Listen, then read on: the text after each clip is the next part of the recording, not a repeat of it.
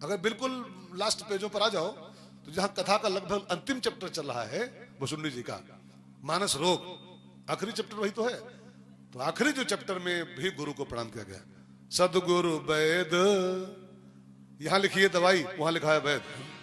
दवाई यहां बताई गई, अमीय मूरिमय चूरन चारू, अमीय मूरिमय चूरन चारू, समन सकल भव रुज परिवारू, समन सकल भव रुज परिवारू। लेकिन ये दवाई कौन देगा, इसका डॉक्टर कौन है? तो डॉक्टर लिखा है उत्तरकांड में लास्ट पेज पर, सदगुरु वैद। सदगुरु वैद्य है और उसके चरणों की धूल सब रोगों की दवाई है, सारे भवरोगों की दवाई है। तो गुरु से कथा शुरू हुई और लमसम लमसम गुरु पर ही कथा पूरी होती है। गुरु के चरणों की धूल अगर आपके पास नहीं है तो फिर आप राम कथा के पात्र नहीं हो। जो गुरु के चरणों की धूल का आश्रय नहीं करता है तो राम कथा में 3 बाधाएं उसको घेर लेती है। राम कथा में 3 विघ्न आते हैं जो गुरु का आश्रय नहीं करता है। पहली बाधा आती है पाप जन्य बाधा, पाप जन्य। थोड़ा ध्यान देकर सुनिएगा, बहुत बड़े संत की वाणी बोल रहा हूं मैं। जगत गुरु भगवान राम भद्राचार्य जी भगवान, उन्होंने कहा था अगर गुरु का आश्रय न किया जाए और राम कथा सुनने बैठ जाओ तो 3 विघ्न आएंगे आपकी राम कथा में, 3 बाधाएं आएंगी।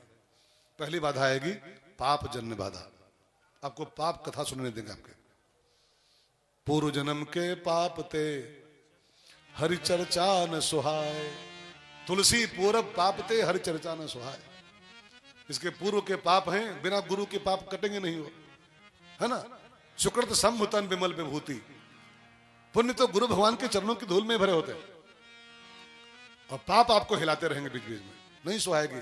कई लोग कुछ देर बैठते हैं, कुछ देर, आधा घंटा बैठेंगे फिर घड़ी देना शुरू, 5 बजने वाला है, बाबा कब तक बोलेगा, कब तक बोलेगा। हरि चर्चा न सुहाय, तो इसका मतलब है कि आपको आपके जन्मों जन्मों के पाप रौंद रहे। ऊपर से पूरा लोड बन के बैठे हुए हैं, पूर्व जन्म के पाप से ही भगवान कथा नहीं सुहाती। ये बाधा बन जाते हैं पाप हमारे, कथा में रुचि नहीं पैदा होती। सुने बैठोगे मन जहां तहां भागता रहेगा, मन बोरियत महसूस करेगा कि मजा नहीं आ रहा, कहीं चलो यार थोड़ा मेला घूम के आते हैं। जानना कि वो आपको आपके पाप लीले घूम रहे, पाप आपके। तो पाप जन्य बाधा आती है जिसको गुरु कृपा नहीं होती। और दूसरी बाधा आती है पुण्य जन्य बाधा, पुण्य जन्य। पुण्य भी बाधक बनते हैं कथा सुनने में।